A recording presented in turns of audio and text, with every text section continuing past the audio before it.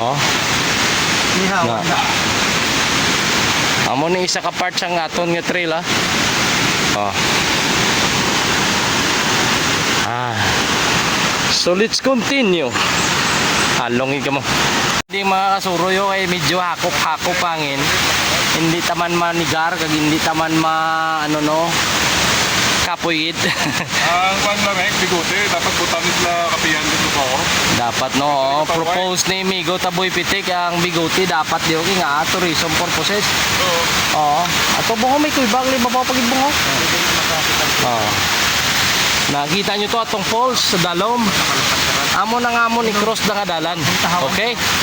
So sa subong, ari kami subong ga tawag siniga pa wayway ga hakop sa hangin. Okay?